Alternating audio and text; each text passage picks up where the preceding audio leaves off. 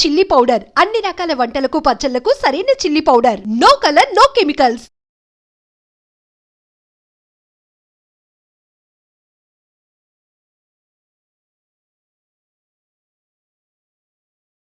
Welcome to I dream. నేను ఉదయశ్రీ. మరి వినాయక చవితి పండగ వస్తుంది. ఆ రోజు వినాయకుడికి ఎలాంటి పలహారం పెట్టాలి, ఎలాంటి నైవేద్యం సమర్పించాలి, ఇలాంటి డౌట్స్ చాలా మందికి ఉంటాయి. క్లారిఫై చేసుకుందాం. రాజమండ్రి సంపత్ నగర్ నుంచి ప్రముఖ జ్యోతిషులు వీరభద్ర శర్మ గారు మనతో పాటు స్టూడియోలో ఉన్నారు. మాట్లాడదాం. నమస్తే గురుగారు, వెల్కమ్ టు అవర్ స్టూడియో. గురుగారు, వినాయక చవితి వస్తోంది కదా, ఇంతకు ముందు గతంలో వినాయకుడికి సమర్పించే నైవేద్యాలు వేరుగా ఉండేవి. ఇప్పుడు కొత్త నైవేద్యాలు సమర్పిస్తూ ఉన్నారు. అంటే పాతకాలం నాటి నైవేద్యాలు ఇప్పుడు లేవు. కాకపోతే ఉండ్రాళ్ళు లాంటివి, లేకపోతే కుడుములు లాంటివి చేస్తూ ఉంటారు. అసలు వినాయకుడికి ఎలాంటి నైవేద్యం సమర్పించాలి? అయితే మనకి గణపతికి సంబంధించినటువంటి అధర్వ శీర్షోపనిషత్తు అనేటువంటిది ఒకటి ఉందమ్మా. అంటే గణపతి యొక్క ఉపనిషత్తు అనమాట అండి. గణపతి యొక్క తత్వం అంతా అందులో ఉంది.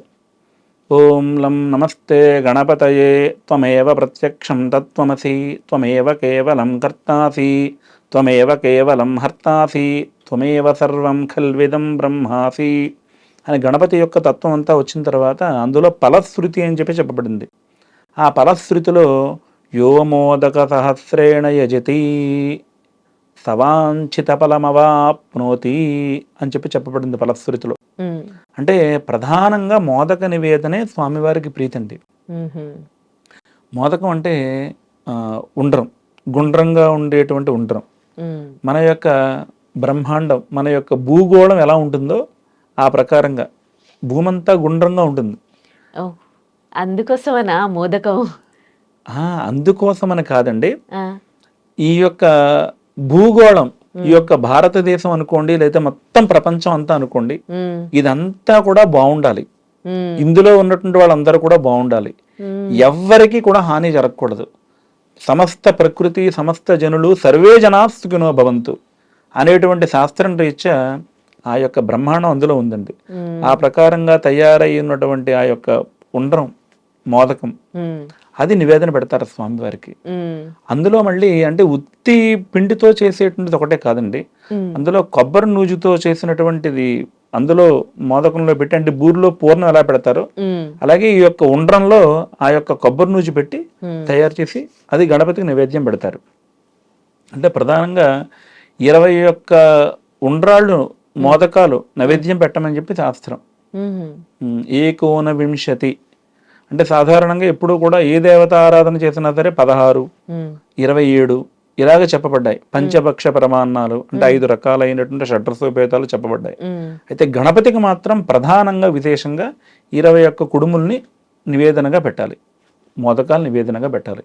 అంటే వాటిని కొన్ని ప్రాంతాల్లో వాటిని మోదకాలని, ఉండ్రాళ్ళని, కుడుములని పిలుస్తూ ఉంటారు.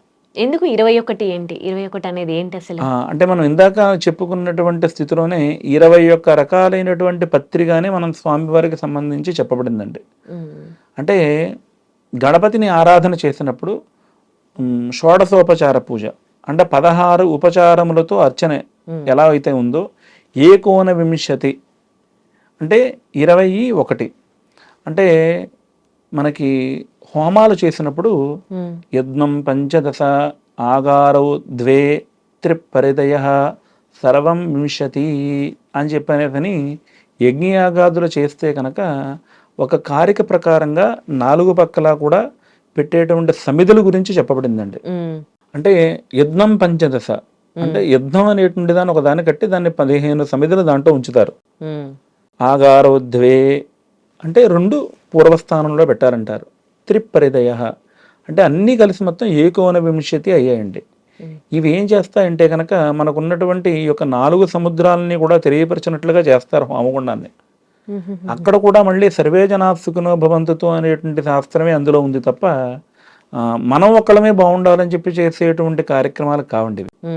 అంటే పక్కింటి వాళ్ళకి ఏదో అడ్డొచ్చి ఉండొచ్చు, ఏదో ఇబ్బంది వచ్చి ఉండొచ్చు, వాళ్ళకి పాపం ఆ రోజు పూజ చేసుకునేటువంటి అవకాశం ఉండదు.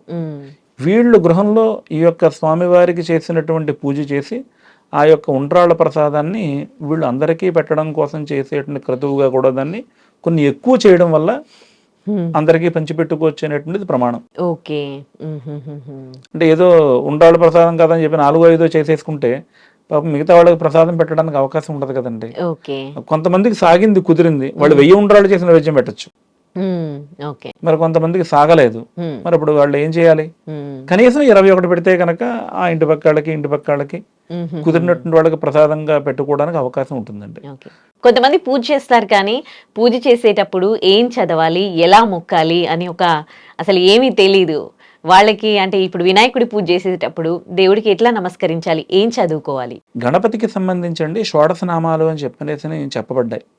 ఈ 16 నామాలు ప్రతిరోజు ప్రతి ఇంట్లో ప్రతి ఒక్కరూ చదవవలసినటువంటి 16 నామాలు అవి. సుముఖశ్చేక దంతశ్చ కపిలో గజకర్ణికః లంబోదరశ్చ వికటో విఘ్నరాజో గణాధిపః ధూమకేతుర్గణాధ్యక్షో పాలచంద్రో గజాననః వక్రతుండశూర్పకర్ణో హేరంబస్కందపూర్వజః. ఇవి మొత్తం 16 నామాలండి. షోడశైతాని నామాని ఎప్పటే శృణుయాదపి, ప్రతిరోజు విను. శృణుయాదపి అంటే వినడం అండి. విద్యారంభే వివాహే చ ప్రవేశే నిర్గమే తదా సంగ్రామే సర్వకార్యేషు విఘ్నస్తస్య నజాయతే అని చెప్పబడిందండి.